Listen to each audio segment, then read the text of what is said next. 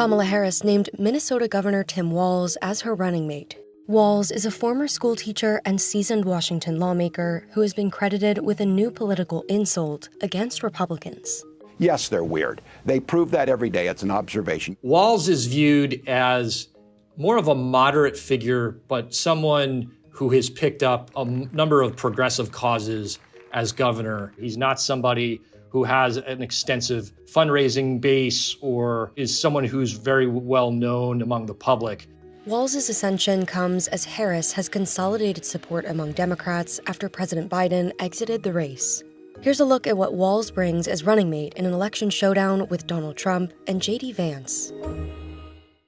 Tim Walz is a proven winner among rural voters, and he's been very successful in Minnesota, which is a state that Republicans are trying to put onto the battleground map. Thank you, Minnesota. Walz really gives this everyman persona. He's somebody who's very comfortable with farmers. He's also someone who can appeal to voters in the suburbs and the cities. Hey, Minnesota, Governor Walz here at the Great Minnesota Get-Together. The 60-year-old governor didn't begin his career in politics. He's someone who worked as a school teacher for more than 2 decades. He also spent time in the military. So he really brings to the table a background of someone who had an entirely different life before he entered politics.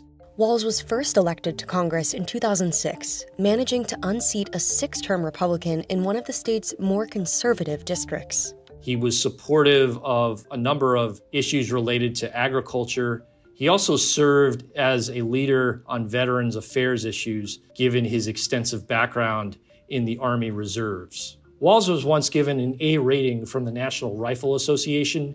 After the Parkland shooting in 2018, he quickly pivoted to support background checks, and the NRA disavowed many of his proposals.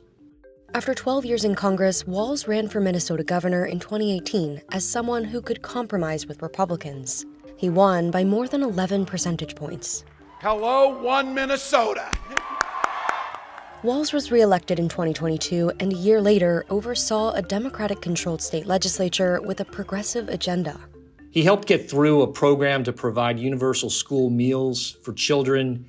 He was supportive of codifying abortion rights. He was supportive of the legalization of recreational marijuana. He was viewed as somebody who was very progressive on climate change, the environment, and also in promoting infrastructure spending. Walz was criticized for his handling of the civic unrest following the murder of George Floyd by a police officer in Minneapolis in 2020. I'm authorizing and talking to General Jensen to fully mobilize the Minnesota National Guard, an action that has never been taken in the 164-year history of the Minnesota National Guard. Walz deployed the National Guard 3 days after Floyd's murder. In July, the governor signed a police reform bill banning the use of chokeholds in most cases and requiring other officers to intervene when another is using excessive force. In the aftermath of George Floyd's murder, he faced some criticism that he did not act quickly enough to quell some of the violence that we saw on the streets of the city.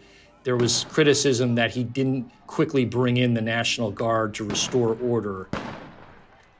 In recent weeks, Walz has repeatedly used one word to describe Trump and his running mate, J.D. Vance. Yeah, they're weird, and I am not changing that. I see Donald Trump talking about the wonderful Hannibal Lecter or whatever weird thing he's on tonight. That is weird behavior. And it seems to have caught on. By the way, don't you find some of their stuff to just be plain weird?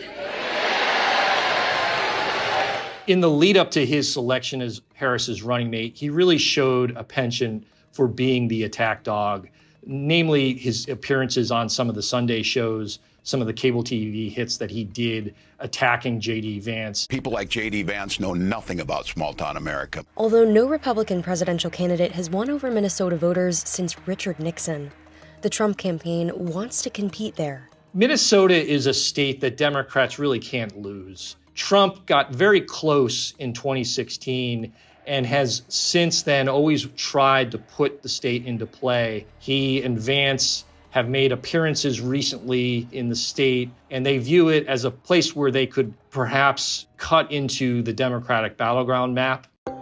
The Harris-Walz ticket and its platform will take center stage in Chicago during the week of August 19th, when the Democratic National Convention convenes to cement their nominations. Walz helps neutralize J.D. Vance's appeal to rural voters, especially those voters in the Midwest, some of the states that will help determine the election. We expect Walz to give an address at the Democratic National Convention. That'll really be his first opportunity to give the American people a window into his life, his career, his background, and that will be an important showcase for him before Democrats.